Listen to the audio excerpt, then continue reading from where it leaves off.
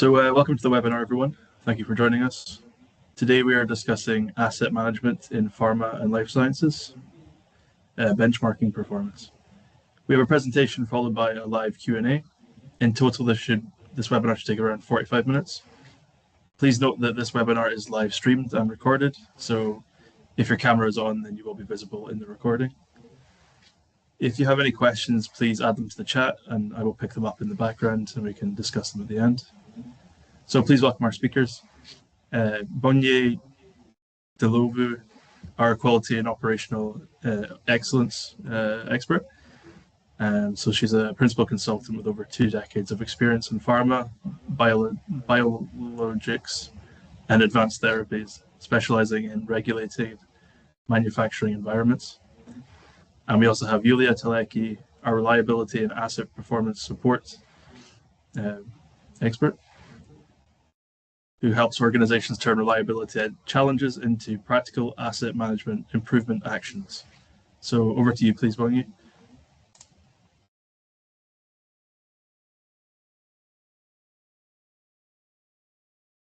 Okay, thank you, Fendi. So yes, we can go straight on to the first slide. Welcome everyone, and thank you for joining our series of webinars where we are talking about asset management in pharma and life sciences, or benchmarking performance. So if we go, the agenda is first off, so this is about having a practical conversation. Why does asset performance matter in life sciences and in the biotech sector and in the advanced therapies, whether it's a CDMO or a company manufacturing its own products? So we'll start off by discussing why this conversation matters so much. And then we will move to the performativity gap, which is where documented control versus operational reality. And then we'll take you through to an introduction of GARPI, which is the Global Asset Reliability Performance Index. So we'll introduce that, and as well as go through a high overview of the architecture. We'll present some early data insights from the GARPI benchmark exercise that we've been running. And then as well, from those findings, what are possible actions? And then we'll close off with the Q&A section. So as a start, we'll look at what is the leadership problem today being faced by companies that manufacture medicines under GMP conditions. The process of supplying medicine starts, from production, and in advanced therapies, as we know, it starts even much earlier than that, even at diagnosis stage or at a patient recruitment stage. But when it comes to the actual manufacturing, there are so many assets, from the actual physical building to clean rooms, the facilities, to all the equipment in the labs, equipment used in supply chain, but also the systems as well, the electronic systems around it, to make all those processes simpler, as we are now existing in a world that's moving more and more towards use of digital tools. So those become part of valuable assets as well. So this conversation is about looking at all those encompassing assets until the patient gets the medication. So if we look at number one, what is the initial sort of challenge that leadership face? And it's as simple as, most of the times it's not easy to tell where the organization stands in terms of asset performance and how everything is being managed. Some organizations, especially who are very mature and have been operating for decades, For when it comes to quality standards, there's the IR score, which is the inspection readiness score. So that tends to give the organization and the senior leadership, and even it's a conversation that is discussed at board level, how ready is the organization for an inspection? If it happens, as we know, the FDA and the MHRA, they can do unannounced visits. So it sort of benchmarks organizations where they sit in terms of that readiness. But when it comes to asset management at the moment, there isn't really a similar kind of score that exists. So we'll talk about that a little bit more as we go forward. So that's challenge number one. And then the second challenge is that the standards, as we know, with GMP manufacturing, it's highly regulated. So there is a lot of standards that need to be adhered to, but these have outpaced how quickly implementing measurement tools of how the performance works. So there isn't,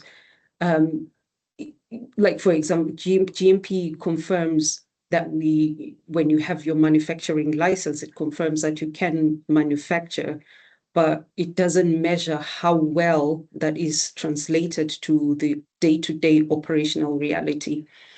And then the third challenge is, through audits, through sort of inspections, you can get a sense of, when you have a successful audit, it's sort of a spot check, but there isn't longitudinal data where you can measure how well you are doing in the readiness.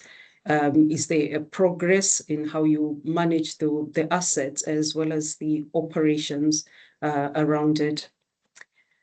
So those are the three sort of challenges that leadership are facing when it comes to asset performance management. So next slide. And what we do know is when it comes to GMP manufacturing is that control is proven rigorously, because it is essential and critical, and when all systems need to be validated and all the documentation needs to be evidenced. But the reality is, as anyone who works in medicines manufacturing, the validated assets and validated equipment and systems, they still fail. So what is, in theory, once you have the validated systems and which prove the intent of how well controlled everything is, and then there's the SOPs and the preventative maintenance plans, which define what should happen. And then, of course, then there's the audits, and through the audits, you can confirm that the systems have been well implemented, and there's evidence to show that.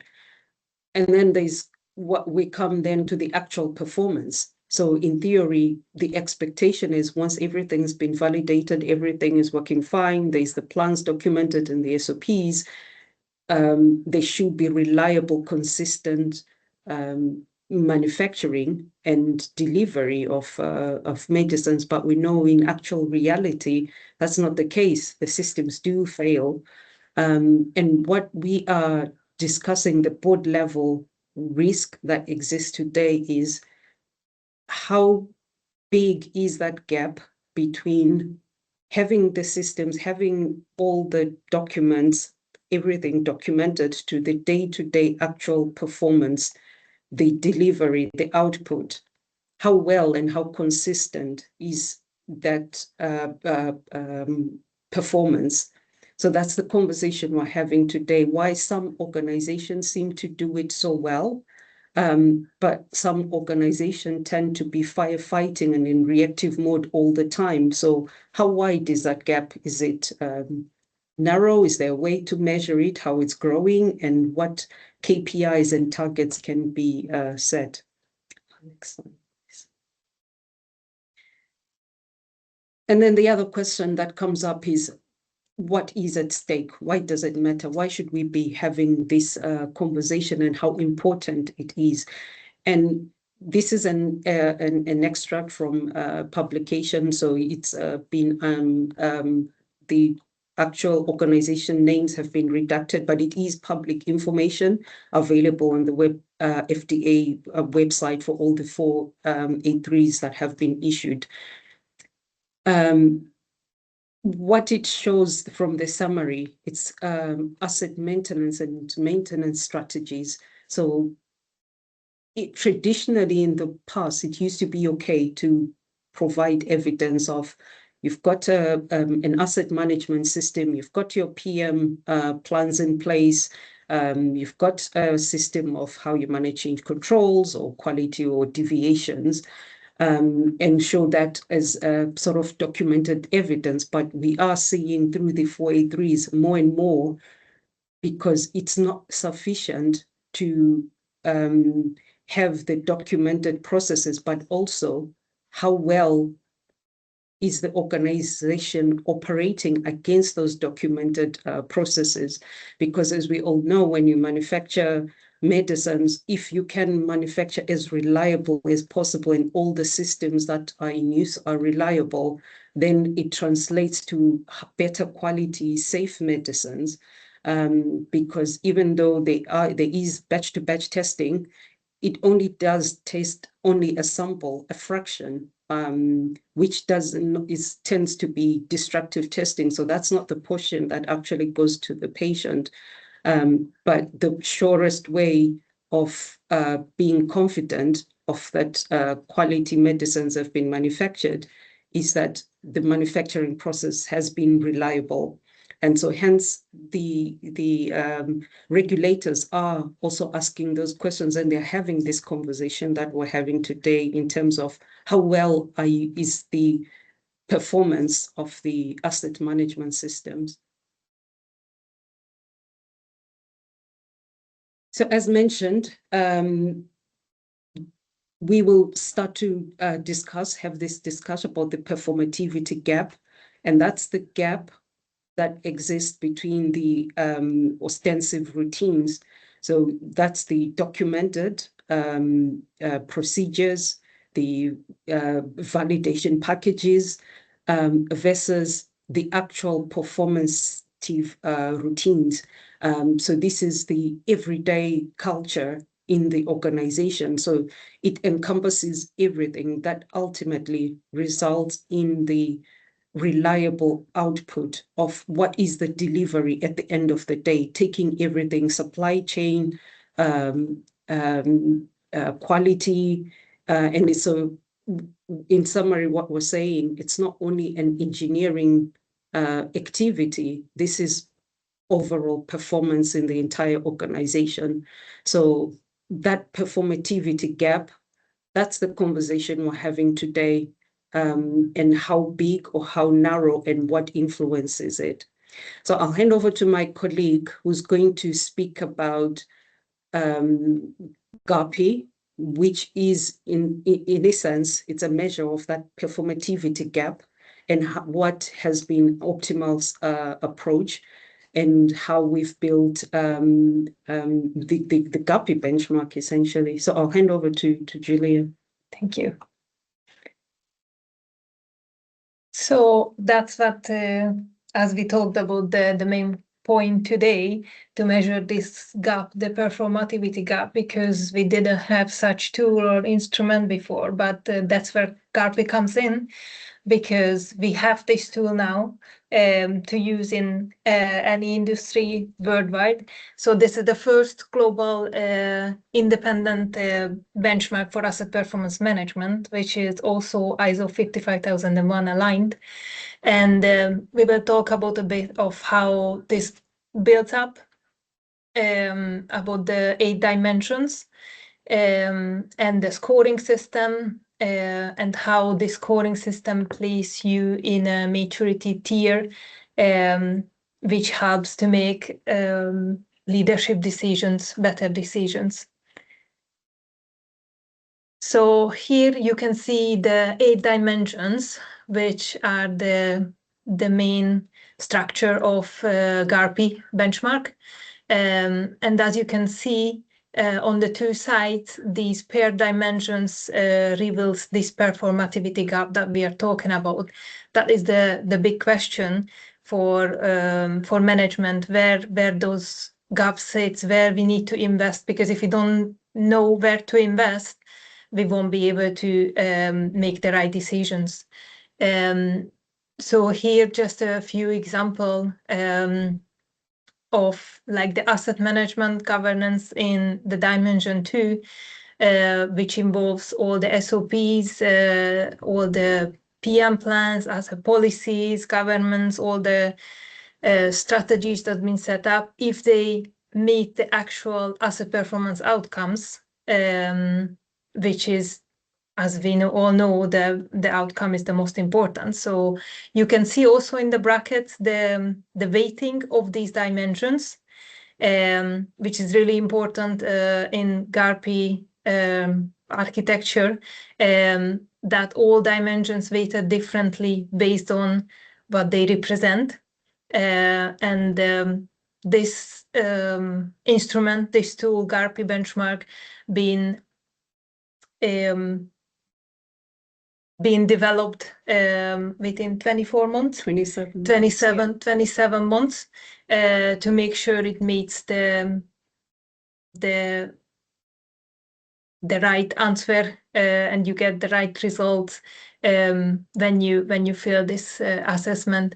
And in the paired dimensions, you will see like which dimension, like D4 to D3, if the validation protocols and information digital capabilities, if they actually support the operations and maintenance strategy, which are the day-to-day data-driven decisions, and if the workforce capability, which again the ostensive part, the management system, if they support or if they applied correctly to meet the asset investment lifecycle value in day-to-day basis.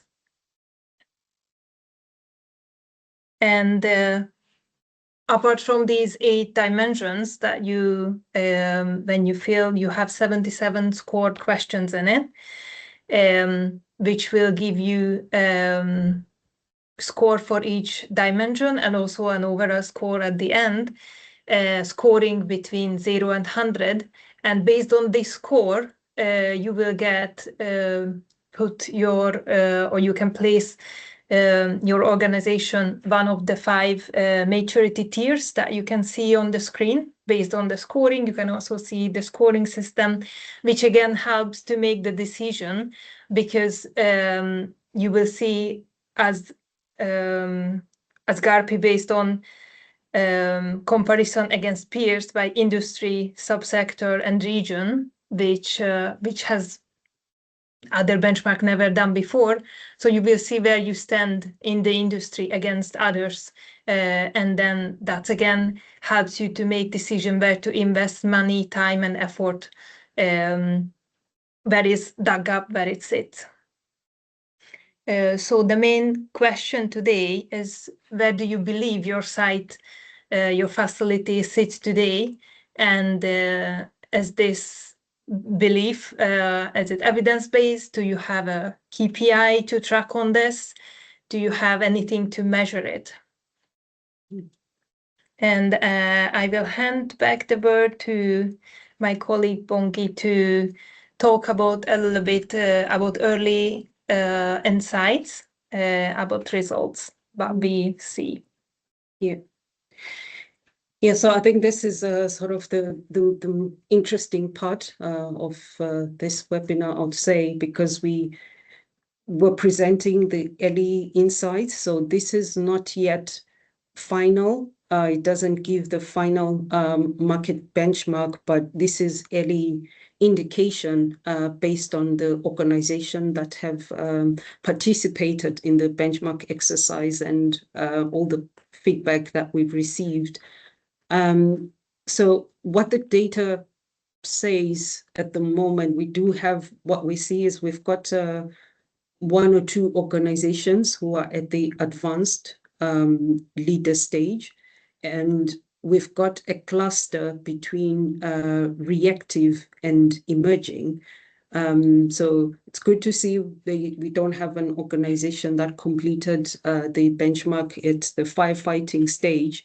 So what it in a way, in essence, it confirms what we sort of already know, because these are regulated, this is a regulated manufacturing space. So systems will already be existing in, and such as, in order to get the GMP licenses, there needs to be that proven evidence. So, and that's what the data is supporting. But at the same time, how well are those systems leading to successful operations, consistent every single time? And this is where we see the cluster of there is delivery, but at what cost, and how much effort or in terms of quality, in terms of finance, and in terms of meeting demands, how much do organizations have to compromise in terms of maintaining their licenses and prioritizing compliance, which is extremely essential, but is it now at the cost of operations? I think that's the main big question to ask and to take away, because in the ideal situation, everyone needs to be in the advanced or leader stage, where compliance is being maintained as expected, but also operations starts to meet the same level of operation. So this is the sort of an example data. So again, anonymized, we received approval from the client who took the exercise that we can share the data. And so this sort of drills down a little bit more to what Julia has explained. So we've got the 8 dimensions, and each dimension is weighted. And the weakest dimension is often the one that matters the most.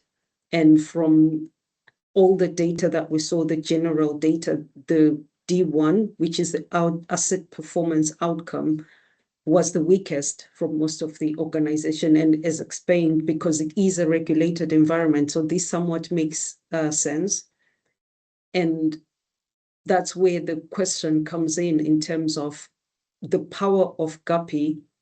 It doesn't only give the overall maturity score, but it goes through each and every one of those dimensions. And in the background, beyond those dimensions, there is a lot of assessments, a lot of input that goes into, that's taken into account. So it doesn't not only look at the, say, the equipment maintenance strategies, it's the full setup of the organization. And as we can see, from the paired ostensive as well as the performative. So if we look at the first one, the asset management governance is 54.1, which is fairly high, slightly above the 50% mark. So governance does exist, but the big question is, why is it not translating to asset performance outcome? So we can go through in the next few slides in terms of how does that process work, and how you get to the scoring and getting to the numbers. Because one point to highlight as well, so the GARPI doesn't give you a solution per se. What it does is it reveals how big is the gap currently today in our organization. Are we performing as well as we have documented to say we're performing? And if not, if that gap is big, where exactly, in which area? Is it workforce capability or culture? So it gives you the opportunity to look at the least scoring area and focus focus maybe more effort and more investment into building that area into maturity. So we'll have an overview of how the score is generated, and how organizations that would like to participate can do so. Yeah, so again, coming back to the GARPI instrument as a tool, as Bongi said, it's not the solution itself, but it helps you to see where to invest your solution first. If you see the gap, and if you can measure this gap, and how you get this report or the result to see is to take the assessment first, which again, through the 8 dimensions, is not just separating these dimensions, but also weighted differently. So it also checks the mechanisms behind these, and also compares to them. So through this assessment, you will get the composite score at the end between 100 and 0, which will again give you in the report comparison to peers, and based on your score, it will put you into a maturity tier, an asset maturity tier, where you see where you stand against peers. And I think it's also important to highlight here that you are anyone who feels you are forming the benchmark, because the more data we have, the closer or better results we can give based on the comparison within industry. And opting in automatically will generate a report which includes, and moving to the next slide, and you will see what includes an executive summary, the score, of course, deep dives into each dimensions, which I will show a few pictures, again, taken from the early insights, of course, anonymized. And you will see how it looks like when you get this report, with the comparison within the industry. And at the end, you also have like a prioritization pathway and an advanced pathway, how to improve and move your organization from one tier to the next one within a time frame. So that's the first or primary outcome of GARPI, this report. And at the moment, this GARPI benchmark runs for free. And usually these kind of benchmarks and this extensive measuring usually cost around $10,000, and at the moment we offer this for free, and also includes the secondary outcome, which is a 30-minute readout with our experts who developed GARPI to walk through the results and the report. So these are the pictures taken from the early insight report. So that's if you fill GARPI, that's how your report will look like. So you will have an overall score based on the all 8 dimensions, which you can see on the left side. It also includes a dimension comparison. So you will see your achievements and the area of improvements. But within each dimensions, you also have a dimension score, so you will see how you perform within that specific dimensions. And at the end of each dimension summary, you will see the evidence-based strengths and the area of improvements. And it also includes a scorecard, which just like an interesting and better visual view of your tier, which tier you are in, and how you score in each dimensions. And at the end of the report, you also have the prioritized recommendations and also the pathway how to take action and put these recommendations into action, and to move one tier to the next one within the time frame, which is usually 18 to 36 months. And then I will pass it over to Finley here. Perfect, thank you, Bongi and Julia. So we'll now proceed to the Q&A session where attendees can have an opportunity to ask any questions they may have. So keep the questions coming. We have 3 so far. So I believe we've touched on the first one already, but the question is, if GARPI is not the actual solution, what exactly does it do? What's the purpose? Yes, I can take that question. So as highlighted before, what GARPI does is it highlights the gap that will be currently existing in the organization based on the questionnaire and the questions that are answered based on how the organization is set up. So really it highlights the gap between what is documented and what is practiced. And that way, the purpose, then it gives you a score, a number that you can then work with. So that number can then be used in KPIs and in improvement plans. So to track where the organization currently sits. And then that way it can form part of the strategy of where does the organization where the organization wants to go. And it forms a board level senior management conversation tool of, they in terms of prioritizing investment into the area that is where it's most needed.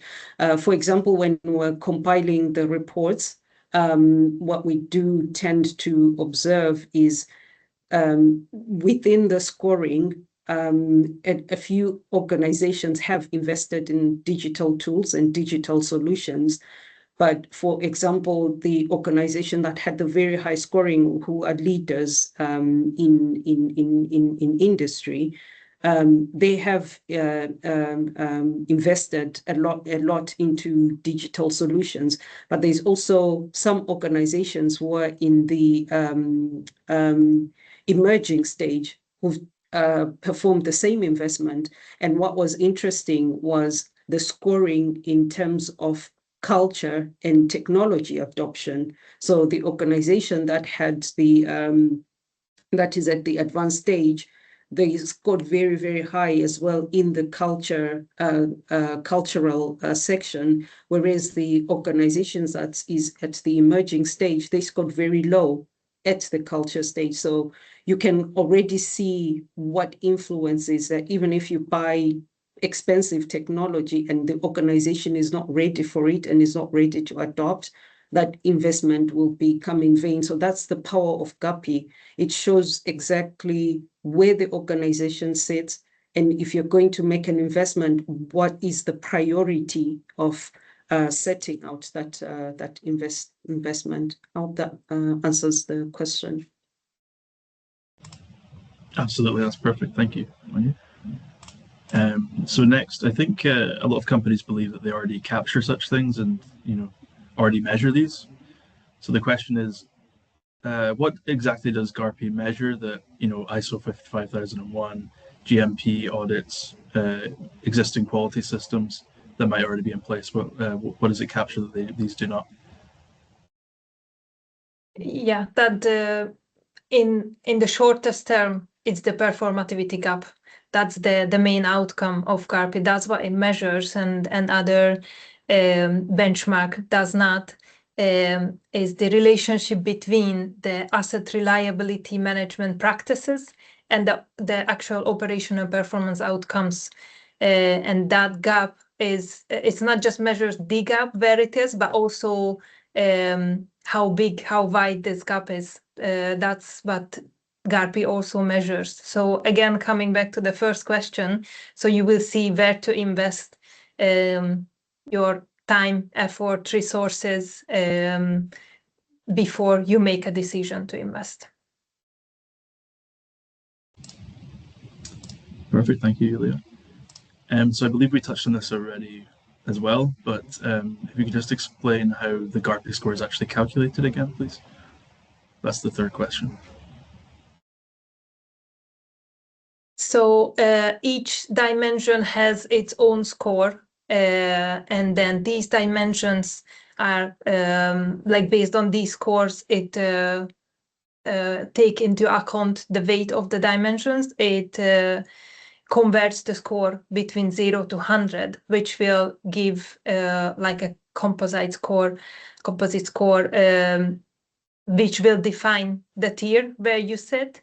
And if you would like a bit more deeper explanation of the methodology behind or how this scoring system builds up, because it's not just like a simple formula, as we mentioned, it's been developed over 27 months, then I would highly recommend to do GARPI, and then at the end you will get the report. And as I said, at the moment it's free, and that includes the 30 minutes call where we can walk you through the report and speak to the whole methodology and how these exact numbers and the scoring system builds up.